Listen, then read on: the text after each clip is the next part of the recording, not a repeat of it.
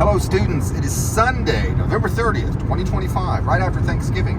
I'm making this video in advance. This is for spring 2026, JMS 200, a video lecture about television. I think this is going to be the one about television history, including old broadcast television and cable. I don't know if it's going to include streaming. That might be another video. So, doing this video a few days after Thanksgiving 2025 for spring 2026 video lecture about television.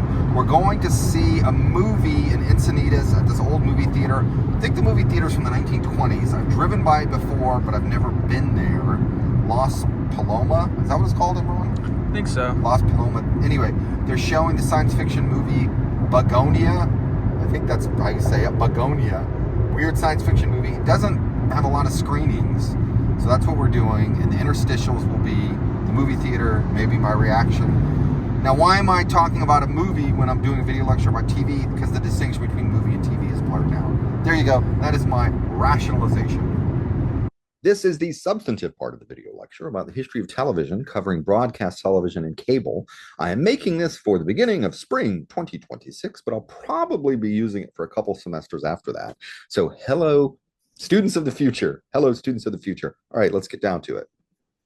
Before I start going into stuff and talking about the economics, I just want to show this map. This shows the affiliates for the NBC radio network, and you need to keep this model in mind of local affiliates and network. The television industry was literally built by the radio industry and was built on the backs of the radio industry. So you have to understand radio to really understand the origins of television. When we talk about television network, and there were only a couple, just three really big ones at the beginning, it's not one network. It's really a conglomeration of local affiliates who are transmitting the signal to the people in their immediate area. Okay, so you need to keep this local affiliate model in mind. Some famous programs in the 1950s. Television had a slow start. It was around in the 30s and 40s. There's this notion that television was introduced in 1939 at the 1939 World's Fair. Television goes back way, way before that. Radio Corporation of America is promoting the date of 1939 because that is when RCA was introducing its version of television. So that's an example of someone who's the big, successful corporation trying to rewrite history to suit themselves. Television was around before 1939 World's Fair, but that's a big moment many people remember. Okay, anyway, famous programs in the 1950s. That's when television finally starts coming into people's living rooms. I Love Lucy, which is very funny. You should know it. If you don't know it, ask your parents about it. Ask someone else about it. Very, very funny show. Lucille Ball, physical comedian, was always getting into wacky hijinks each week. The Honeymooners was very funny. The Flintstones, maybe you know the Flintstones cartoon. The Flintstones cartoon is based on the Honeymooners. Extremely low budget. It is worth watching just to see how incredibly low budget it was. 4 actors, essentially a 1-act play with one set, and it was broadcast live. It was filmed so that we have films of what they did, but it's very, very simple. Ed Sullivan's show was a variety show. They had music acts, they had comedians, they had dancers, magicians, all kind of people. This was before my era, but I do certainly know of the Ed Sullivan Show. It was a massive Sunday night institution for American television. The Beatles, the band The Beatles, were introduced to the American public on the Ed Sullivan Show. And then finally, Milton Berle, star of Texaco Star Theater. He was an old vaudeville comedian, really hokey, corny, pie in the face. You know, if you think a man putting on a dress is funny, I mean, that's the quality of humor Milton Berle was doing. But he was super, super popular in the late 1940s. In fact, many people credit Milton Berle with helping popularize television when it was a new invention. Milton Berle. Texaco Star Theater. Texaco was the name of the sponsor, also the name of the show. Now, broadcasting is not one person communicating to one other person. We're talking about the classic model of mass media with one person or one institution trying to communicate with as many people as broadly as possible. And because there were so few television networks at the time, a successful show like I Love Lucy could get 2/3 of the audience. This says that today's hit shows might be watched in less than 10% of the audience. A hit show might only have 1 or 2% of the audience. A hit show might only have 1 or 2% of the audience right now, not because fewer people are watching television, but because we have so much competition. Something like the Super Bowl gets a massive audience, but that again may only get like 45% of the audience. Advertisers like to focus on shows that have the big audiences, but there's fewer and fewer of those shows. When you're trying to appeal to the broadest possible base, you tend to go towards stuff that maybe is lowbrow. We call this lowest common denominator.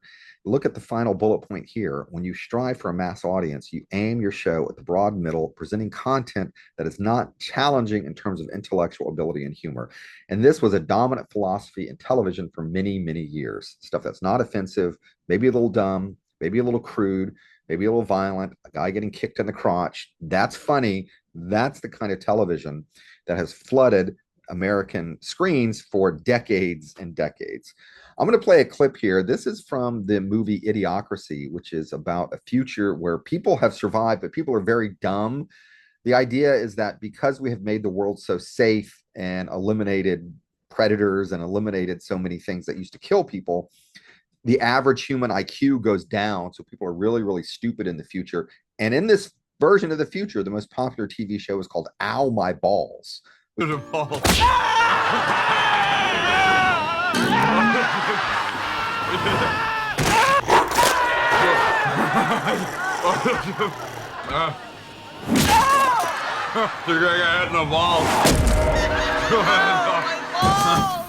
1961, the head of the FCC, Newton Minow, spoke before the National Association of Broadcasters. I repeat, Newton Minow was speaking in front of the National Association of Broadcasters, and he basically insulted the people who owned American television stations and said, your product is crap. You are pumping out a vast wasteland, polluting the minds of the American public. You're not helping people whatsoever. So when people, if they refer to media as a vast wasteland, this is what they're referring to. Very famous quote from 1961. Now, before I start talking about the economic model of commercial television, I did want to address public television. Some students don't even know what this is. Public television is a legal designation by the government, refers to television stations that do not accept advertising. The money came from the government. Right now, at the time of the recording, the government's trying to kill public television, but I think it'll survive in some form. Public television, by law, doesn't have any commercials, gets money from donations, or corporations donate to them, or viewers donate, or the government used to give some money. The idea, it's a very noble idea. The idea is not that it's government-sponsored propaganda. The idea is that if television programmers are not trying to please advertisers and aim for the broad, dumbed-down middle of the American public, which is what we just talked about, you could produce quality, intelligent programming with maybe controversial points of view, or something that's beneficial and helpful, like something that's helpful for kids. Maybe it doesn't make money, but it's good for society. And the most successful program to come out of public television, in my opinion, was Sesame Street. You're probably familiar with Sesame Street. It was on for a long time. I think it's still on, not on public television, but it still survives in some form. And just great educational quality programming for kids. And it's not trying to sell you candy. It's not trying to sell you toys, just trying to educate kids. And also there was an element of diversity to it, which is all good and positive. I'm going to play a clip here right now. This is from, I'm not sure what year it's from, but I think it's from the early 70s, mid 70s at the latest.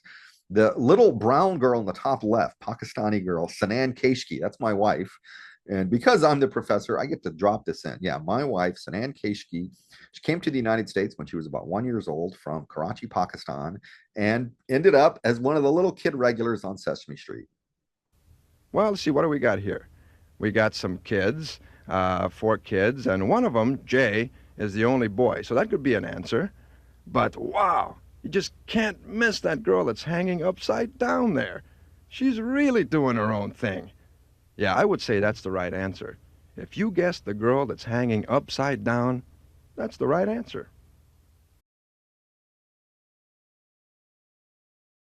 Okay, now we're going into the 3 phases of TV history. This terminology I took from Amanda Lotz. So thank you, Amanda, for letting me use this terminology. Television begins 1950. Okay, I've already clarified it was around before 1950, but let's just go with 1950. That's when it's big. That's when it's mainstream. At first, there's only 3 major networks, ABC, CBS, NBC. Those are the 3 big networks. Programming is free. The content came free to the viewer. You didn't have to pay for anything. The money came from advertising. Money came from advertising. Very limited viewer control. You couldn't record things for the most part. If you missed a show, you just missed it. Now, here's the way the economics used to work. Television networks, and I'm speaking in very broad brushstrokes. I mean, these are broad, tip of the iceberg brushstrokes, okay? Television networks license shows from production companies. The television network is not the manufacturer, it is the dealer. It is selling the stuff. It is not making the stuff. It's getting the stuff from these production companies. Now, the local affiliate is paid. So say, let's use NBC as an example. NBC comes to the San Diego affiliate and says, hey, we'll pay you X amount per year. We're going to give you a big signal. It's going to have Friends. It's going to have Seinfeld. It's going to have Cheers, something like that. We're going to give you that signal. You just broadcast the signal into your immediate area. And because you're going to do this, we're going to pay you. Then the network, NBC, can now go to a national advertiser, maybe someone who sells ketchup, maybe someone who sells a car, maybe someone from promoting a new movie. Hey, you want to put your television commercial in front of every eyeball in the United States? Pay us because we have this distribution mechanism set up through the affiliates. That's the way the advertising money works. Here's what the local CBS affiliate was showing on that day. Local news, we'll talk about news in a minute here, from 6 to 7. Now, the programming that's on from 7 to 8, this is not prime time. Prime time is actually a technical designation. This is not prime time. This is just before prime time. These shows are called syndicated. A syndicated show is not a network show. It is created by some company and then sold individually to local TV stations across the United States. And it may not air the same day across the United States, or it may not air the same time. When Friends was new, it aired on TV screens the same time, everywhere, same day. Entertainment Tonight might air at a different time. Judge Judy, one of these judge shows, might air at a different time. Those are syndicated shows that the local affiliate is paying for to fill up some airtime. Now you get the primetime shows, and here it's all FBI. This is one of these police procedural franchises. 3 hours, different shows, but it's pretty much 3 hours at the FBI. Now, CBS is controlling the advertising revenue in that. So CBS is paying the local affiliate to broadcast their shows in the immediate area. But if there are 15 minutes of commercials in an hour, CBS, the network, might be controlling 12 or 13 minutes of that advertising revenue, which is a lot of money. Then you go back to local news at 11 o'clock, which is something created by the local affiliate. Now, syndicated programming can be game shows, can be Entertainment Tonight, can be judge shows, can be daytime talk shows. It also refers to network shows that are no longer brand new. When Friends was no longer brand new, or Seinfeld was no longer brand new, it goes into the rerun market, which is also known as the syndicated market. A long time ago, I mean, this is really a long time ago, you needed 100 episodes of a show, 100 reruns, to sell it into the rerun market, and then it can air on different TV stations, maybe 5 nights a week. We call that stripping, when you put on a show at the same time, like Monday through Friday at the same time. Stripping a show used to be 100 episodes. Now you can syndicate a show with much fewer money, much fewer number of episodes. Okay, now money. The production company, in this case, it was Warner Brothers. Warner Brothers was already paid. If you remember, Warner Brothers was paid once. When NBC first aired Friends, they already paid Warner Brothers for the episodes. They may have paid 70 to 80% of the cost of production. So the cost to produce that product was almost paid for already. But when it goes into the rerun market, it could sell some of these shows. The rerun packages were like 400 million, 500 million, this ridiculous amount of money. And that rights, like, some stations buy the rights to show their Friends reruns. 2 or 3 years, that's done. Then you can sell it again. And then 2 or 3 years, you sell it again. And then you sell it to Mexico. And then you sell it countries in Europe. Then you sell it to Australia.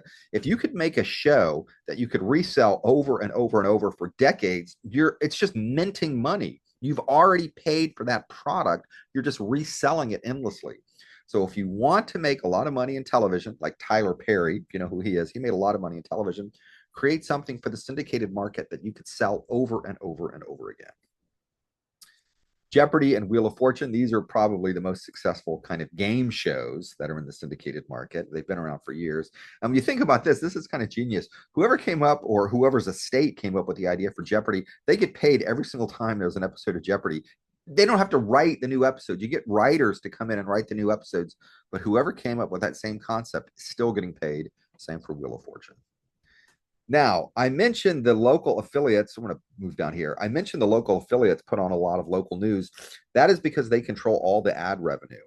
I mentioned the primetime programming. If there's 15 minutes in an hour, the network might control 12 to 13 minutes of it. The local station controls all the ad inventory that's in local news, which is why we get so much local news. And here is an SDSU grad who, where is that? Somewhere in the Bay Area. Anyway, Northern California. Good for you, Jack. I'm glad you got a job.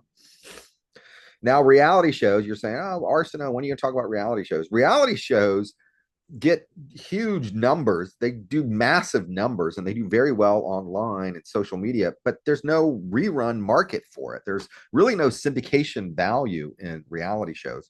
Some people might watch a rerun of Survivor or something like that, but that's really not where the money is. It's like a food product that spoils very, very quickly. You always got to have fresh. We want to see the new Love is Blind. We want to see the new reality show. We want to see the new Dancing with the Stars. So reality shows do very well, but they do not syndicate very well. Going back to Amanda Lotz's terminology, now we're up to the multi-transition era. This is from the mid-'80s to about the year 2000. Now we get the growth of VCRs and the DVRs, people recording shows, a lot of viewer control, the remote control. This is not something we think about. If you can flip around and change the channel much easier, you're more likely to change the channel. We get the explosion of cable television, which really expands the number of options that viewers have. A couple of slides here about cable television, just to differentiate it from broadcast television. Cable television goes back into the late 1940s. There were certain parts of the United States which did not have television. I repeat, certain parts of the United States did not have television yet. People knew about television because maybe they could see it in a movie or they could read about it in a magazine. So someone figures out, I can put like a satellite dish or an antenna on top of a mountain, run a physical cable into someone's house.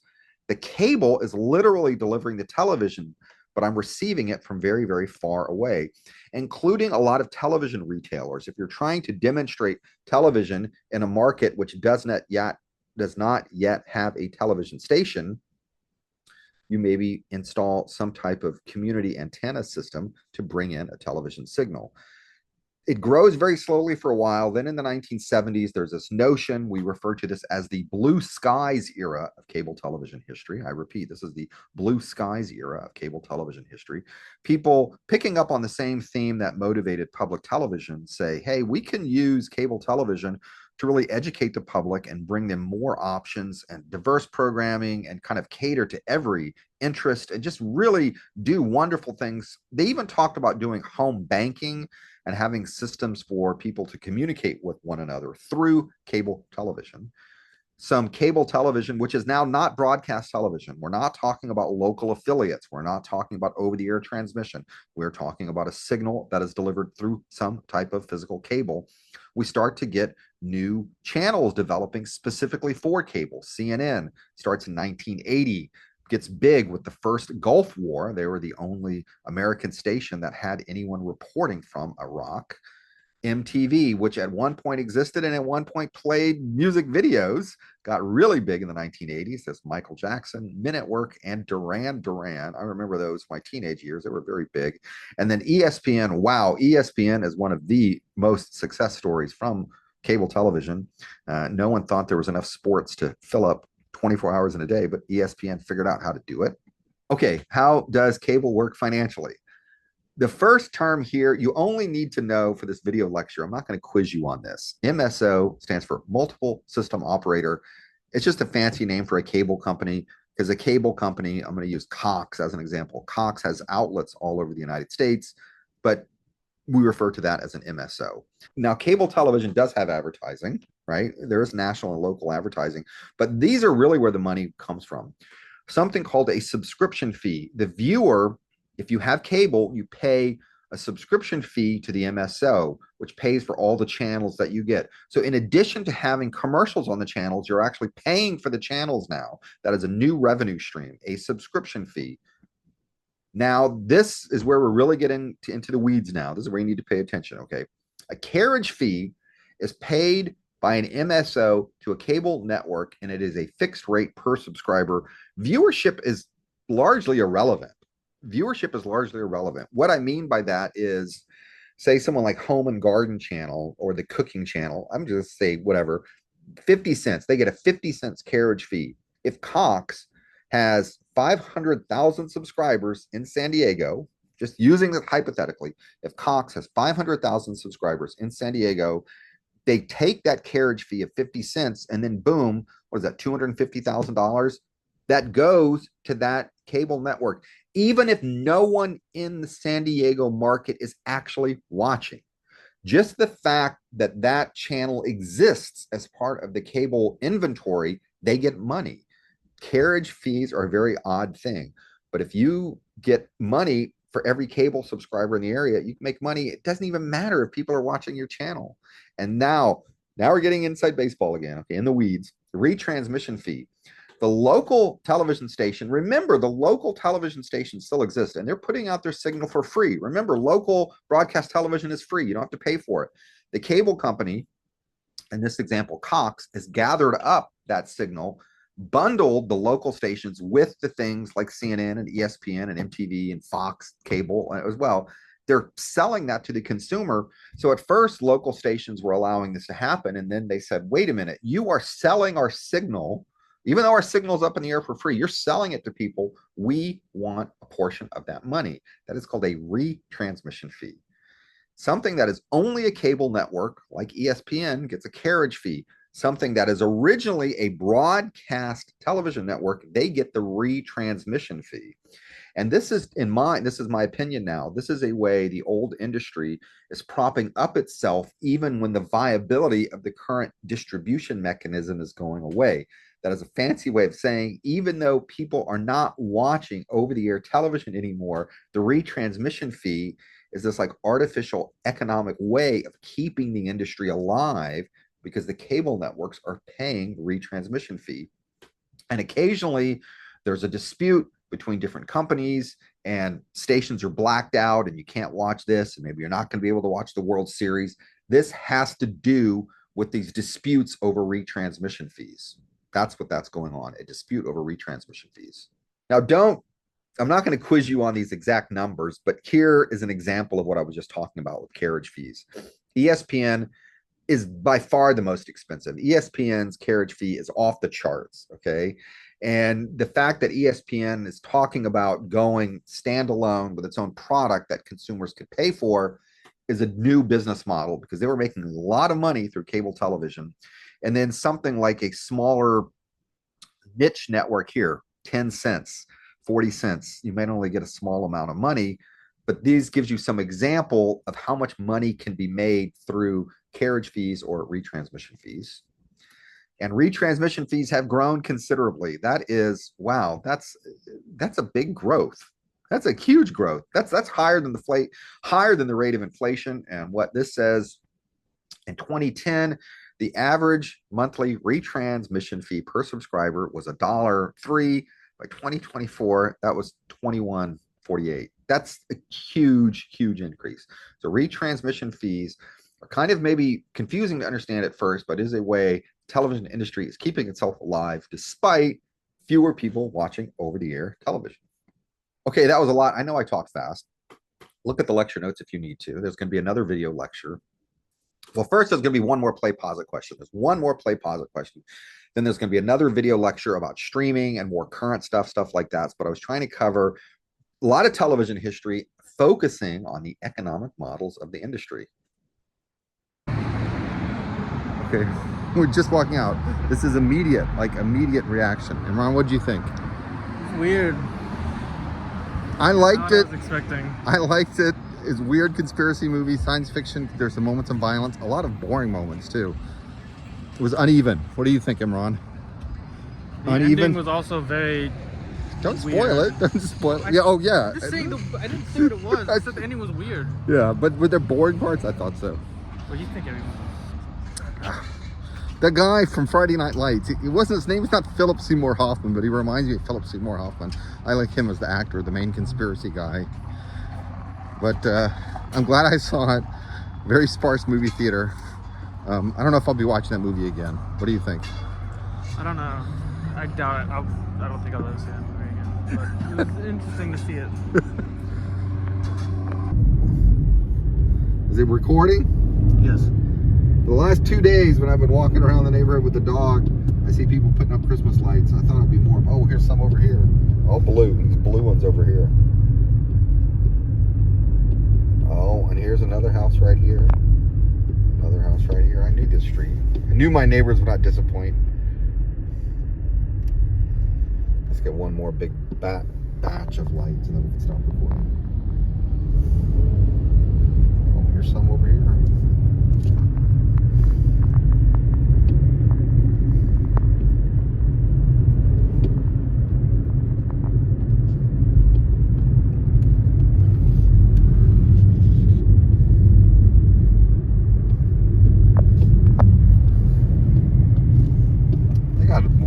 Strand up, and these people have the obligatory green and red.